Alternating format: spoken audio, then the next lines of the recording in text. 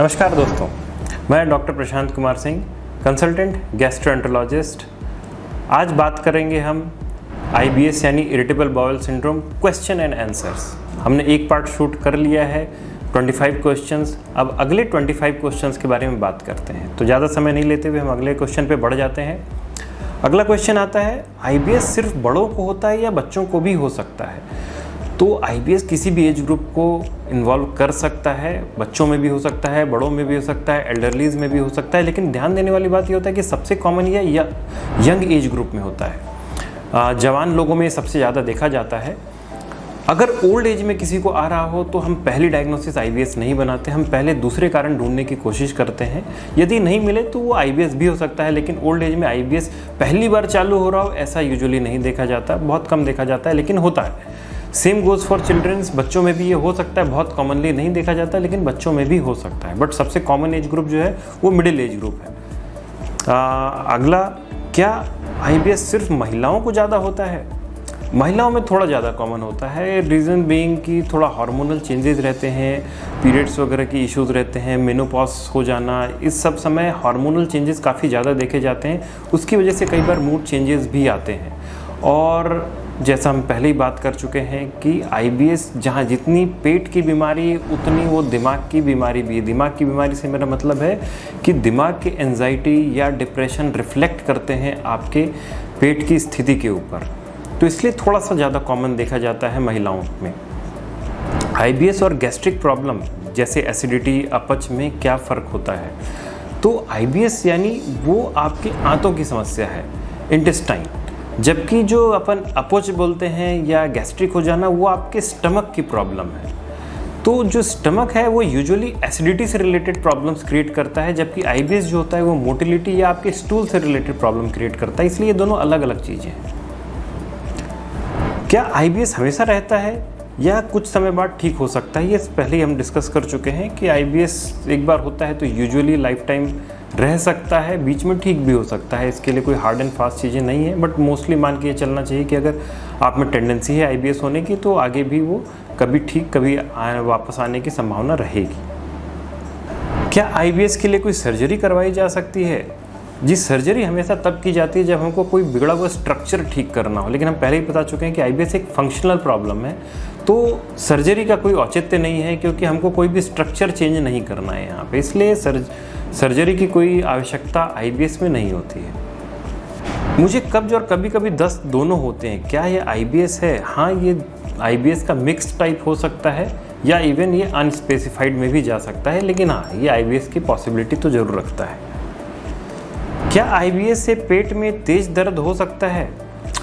बहुत तेज दर्द तो नहीं होता, लेकिन कभी कभी अगर आपने कुछ ज़्यादा गड़बड़ खा लिया है तो जो पेन की सेंसिटिविटी होती है वो काफ़ी बढ़ सकती है। तो ऐसा कभी कभी होने की संभावना होती है, लेकिन अगर IBS की वजह से होगा तो स्टूल पास करने के बाद वो यूजुअली कम हो जाता है। क्या IBS से हमेशा थकान बनी रहती है?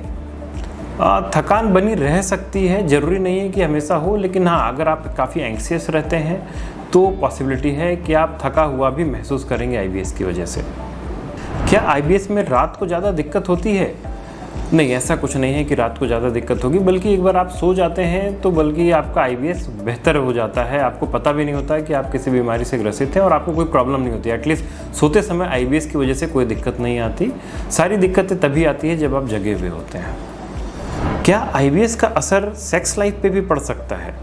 डायरेक्टली तो नहीं पड़ता, लेकिन हाँ, अगर एंजाइटी, डिप्रेशन ये अगर ट्रिगर हैं आपके IBS का तो उनका असर डेफिनेटली पड़ सकता है, बट डायरेक्टली IBS की वजह से ऐसा हो ऐसा ज़रूरी नहीं है। डाइट और खान पान, अगर इस बारे में बात करें तो क्या IBS में चावल खाना चाहिए या रोटी? ये सवाल पूछा गया है। दोनों खाने को आप दोनों खा सकते हैं।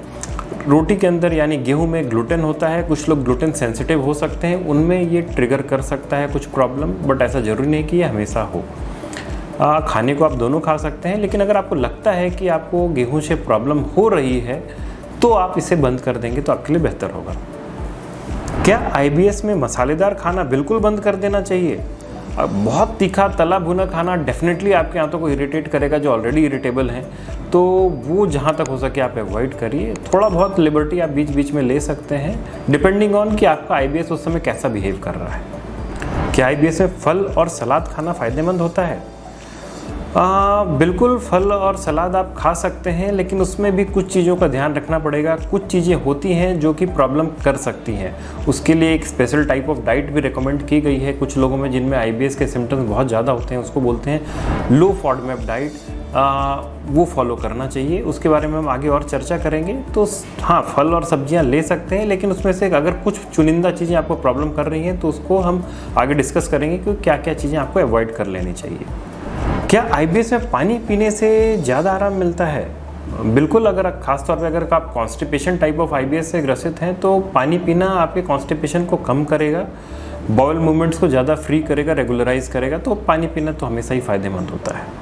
क्या दही IBS के लिए अच्छा है? मैंने बताया प्रोबायोटिक्स जो होते हैं वो IBS के लिए फ़ायदेमंद होते हैं और दही एक रिच सोर्स है प्रोबायोटिक्स का। दही खाना बिल्कुल अच्छा होता है, अनलेस आप लैक्टोज इंटॉलरेंट ना हो। अगला सवाल पूछा है, क्या योग और प्राणायाम IBS के लिए फ़ायदेमंद है? बिल्कुल, योग और प्राणायाम IBS के लिए फ़ायदेमंद है। किसी भी टाइप का एक्सरसाइज जो है वो IBS के लिए फ़ायदेमंद होता है। खासतौर पे देखा गया है भस्त्रिका, अनुलोम विलोम, कपालभाति, ये प्राणायाम जो है IBS में राहत देते हैं। क्या नींद कम लेने से IBS बढ़ सकता है? बिल्कुल, नींद अगर आप कम लेंगे तो IBS ट्रिगर कर सकता है, आपके मूड चेंजेस हो सकते हैं, एंजाइटी बढ़ सकती है और ये सारी चीज़ें IBS को ट्रिगर कर सकती हैं। क्या IBS में एंटासिड दवाइयाँ काम करेंगी? हमने पहले भी बताया कि एंटासिड दवाइयाँ मतलब जो एसिडिटी पे काम करती है, और एसिडिटी जो प्रॉब्लम है वो पेट का है, जबकि IBS जो प्रॉब्लम है वो आंतों का है, यानी इंटेस्टाइन का। तो जो एंटासिड दवाइयाँ हैं वो आपके IBS पे काम नहीं करेंगी। क्या फैटी लिवर और IBS का कोई संबंध है? ऐसे डायरेक्टली तो कोई ऐसा संबंध नहीं है, लेकिन हाँ, ये देखा गया है कि गट डिसबायोसिस एक फैक्टर है जो दोनों में कॉमन पाया जाता है, यानी IBS के पेशेंट्स में भी गट डिसबायोसिस देखा गया है और फैटी लिवर के पेशेंट्स में भी गट डिसबायोसिस देखा गया है। बट डायरेक्टली IBS की वजह से फैटी लिवर होता है ऐसा अभी तक कंक्लूड नहीं किया गया है। क्या IBS में लिवर और पित्ताशय यानी गॉल ब्लैडर भी प्रभावित होता है?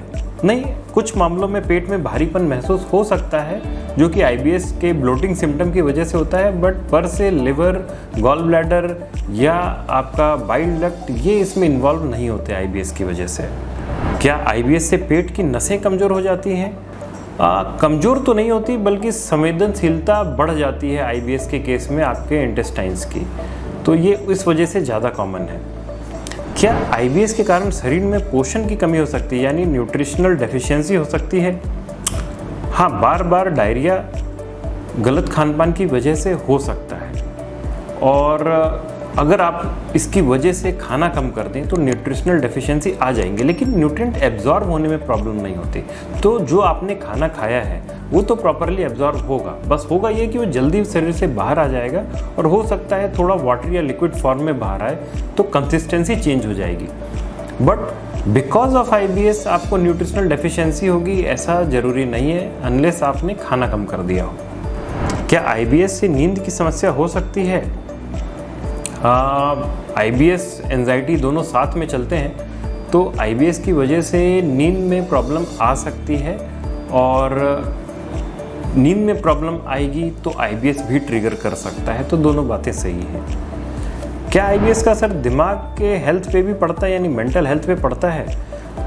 बिल्कुल पड़ता है। हमने अभी बात करी कि IBS की वजह से एंजाइटी, डिप्रेशन और कई तरह की चीज़ें हो सकती हैं जो कि आपको स्ट्रेस में डालें, मेंटल स्ट्रेस में डालें, तो ट्रिगर तो कर सकता है। क्या IBS के मरीज को हमेशा टेंशन में रहना पड़ता है?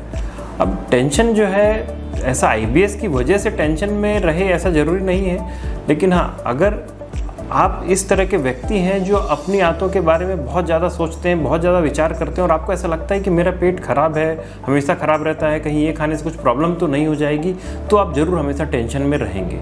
तो पहले तो आपको इस ख्याल से बाहर निकलना पड़ेगा कि आपको कहीं पे भी कभी भी मोशन जाने की ज़रूरत पड़ सकती है, कभी भी इमरजेंसी क्रिएट हो सकती है, आप ट्रैवल नहीं कर सकते, आप कहीं बाहर नहीं जा सकते। अगर आप ये ख्याल मन में ज़्यादा लाएंगे तो ऑटोमेटिकली आपका IBS ज़्यादा ट्रिगर करने लगेगा, और IBS ट्रिगर करेगा तो ये ख्याल और ज़्यादा मन में आएंगे, एक विशियस साइकिल चालू हो जाएगी यहाँ पे।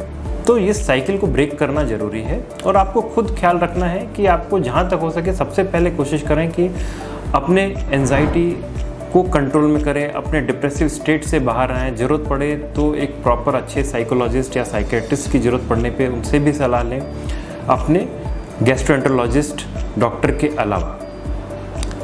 तो यहाँ ख़त्म होते हैं हमारे 50 सवाल। तो इसी के साथ हम यहीं पे समाप्त करते हैं अपना आज का एपिसोड, जिसमें हमने बात की IBS से रिलेटेड कॉमन क्वेरीज़ के बारे में। मुझे पूरी उम्मीद है कि आपके मैक्सिमम क्वेश्चंस का आंसर तो इसमें मिल गया होगा। इसके बावजूद भी अगर कुछ क्वेश्चंस आपके दिमाग में रह गए हों तो उन्हें आप कमेंट सेक्शन में डाल सकते हैं और मैं कोशिश करूँगा उनका जवाब देने की। तो इसी के साथ दोस्तों आज का एपिसोड यहीं ख़त्म करते हैं। नमस्कार।